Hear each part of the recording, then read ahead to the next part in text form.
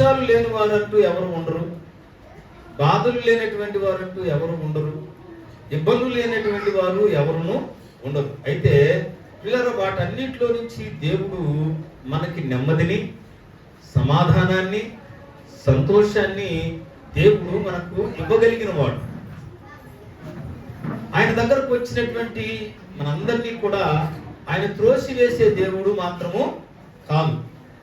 నీ కష్టాన్ని బట్టి నిన్ను దూరపరిచే దేవుడు మాత్రము కాదు. నీకున్నటువంటి వ్యాధిని బట్టి నిన్ను అవమానించే దేవుడు మాత్రము కాదు.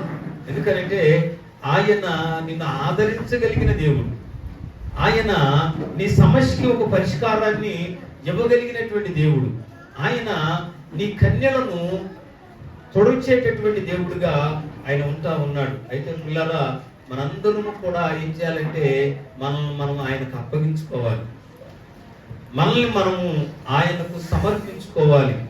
మన తలంపులు, మన ఆలోచనలు, మన పరిస్థితులన్నీ కూడా ఆయనకు అప్పగించినప్పుడు ఆయనే ప్రతి పరిస్థితిలో నుంచి మనల్ని విడిపిస్తాడు. ఇది సత్యం. ఇది నువ్వు నమ్మినా నువ్వు నమ్మకపోయినా ఇది సత్యం. ఎందుకనంటే ఆయన నిన్ను ఆదరించగలిగిన దేవుడు. ఈ రోజున చాలా మంది కుటుంబాల్లో సంతోషము లేదు. దానికి అనేకమైన కారణాలు ఉండొచ్చు, చాలా కారణాలు అయితే ఉండొచ్చు. ఎందుకనంటే కొన్ని ఆర్థికమైన ఇబ్బందులను బట్టి కావచ్చు, కొన్ని రోగాలను బట్టి కావచ్చు, కొన్ని సమస్యలను బట్టి కావచ్చు. అయితే పిల్లరా, ఆ సమస్యలన్నిటికీ పరిష్కారము మనకి మనుషుల దగ్గర అంటే దొరకకపోవచ్చు,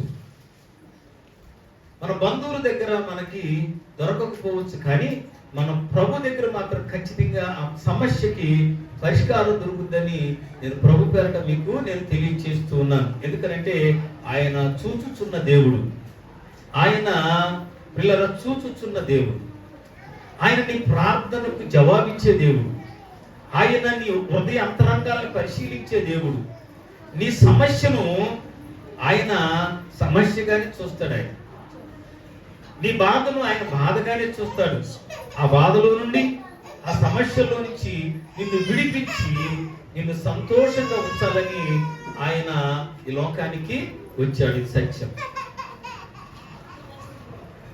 కనుక పిల్లరా, మీరందరూ కూడా మరి